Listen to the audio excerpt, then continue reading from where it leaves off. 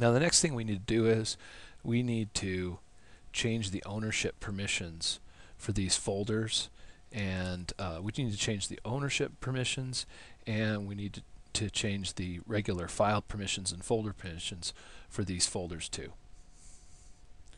So what we're going to do is, so we already have root permission here, right?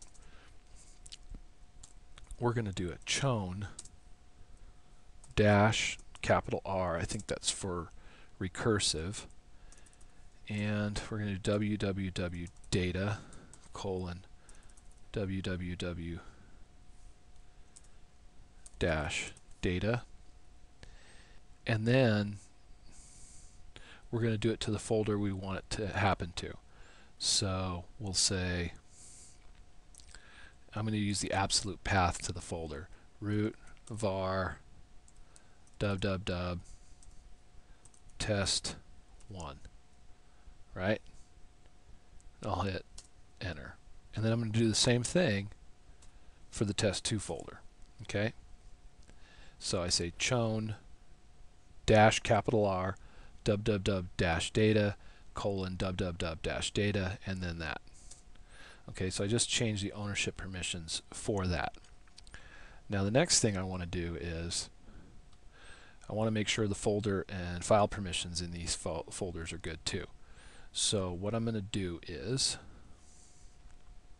I'm going to cd ... go up one level, and I want to change the permissions in test1 and test2. So sudo, and I don't need sudo, find, I'm going to do a find test1. Okay, what I'm going to need to do is I'm going to need to change the permissions of the folders. I need to change the permissions of the folders inside here. So test1 and test2, I need to change all the permissions of the folders in here and all the files in here. The folders all need to be in Joomla with a 755 permission, and the files all need a 644 permission. All right, and if you're not sure what that means, basically 755 permission means it needs to have the folders need a read, write, and execute permission, and for the owner, and then for the group they need a read and execute permission for the folders, right? For the group and for the public, for others, they also need a read and execute permission. And the files need a 644 permission, all the files. So in any of these folders, all the files and folders inside recursively, the files like this index.html, they need 644 permission, which in this case is a owner, read and write, and then a public and the group. I mean the group and then the others and public, they just need a read permission on the file. So 755 for all the folders, 644 for all the files. So to do that, I'll type in clear here. Whoops. Oh, I didn't want to do that. Okay. Clear. All right, there we go. I am here. So what I need to do is I've got a commands here that I can use. Let's try this one. All right. Find test1, okay, dash type D for directory, dash exec change mod, right, chmod, and then I could say 755 space open and close curly brace, right, backslash semicolon. And I believe, let's just double check, that I need a space in there. So I'm going to go in here, put a space in there. If I'm not sure if I need that, but I'll do that, and that seemed to work. I'll do an up arrow, and this one I'm going to change to type F for files, and I'm going to change all the files to a 644 permission, space, open and close curly brace, space, backslash, and then a semicolon. And do that for test1. And then I'm going to do the whole thing for the test2 folder for the files. There we go. And for the test2 folder, I'm also going to do for directories. The directories need a 755. Okay, so those 4 lines of code changed all the permissions in the 2 folders, test1 and test2, changed all the file permissions and all the folder permissions.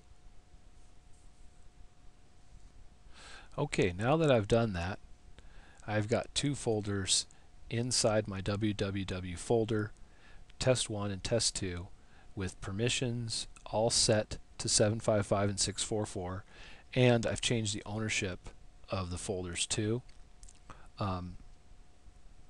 And so I'm ready to go. And I believe I did the ownership also. Let's just double check for both folders. Okay, for test2 and test1. Yes, I did.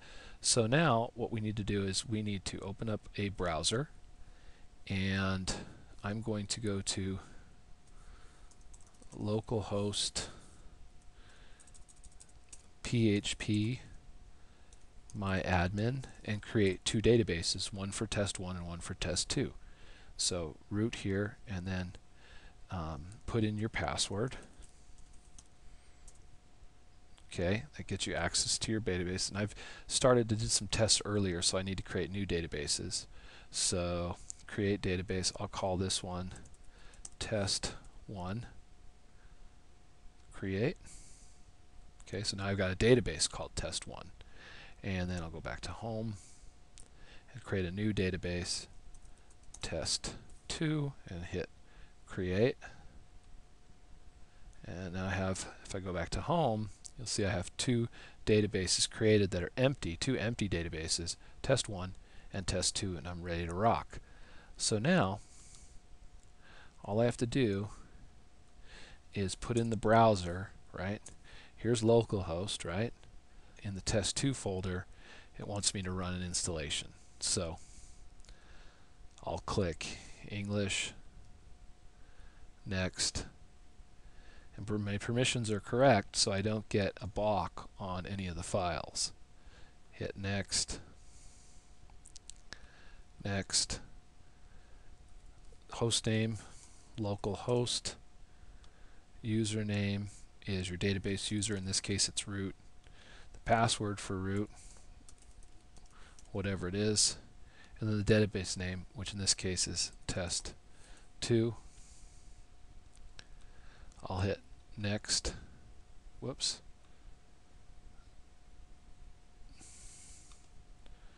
localhost, root, and then the password for the database. Alright, test2 is the database name, and hit next. That's good. And FTP you can skip for now. Next. Site name, I'll call my site test2 also, just because. My email, I'm going to put nim@nim.nim. There we go. For basically nothing for now. That's fine. Just a placeholder. And then admin password. And put it twice. And if you want to install sample data, then you click here to install some sample data into your site. You don't have to have in sample data, but it helps if you're just learning Joomla for the first time.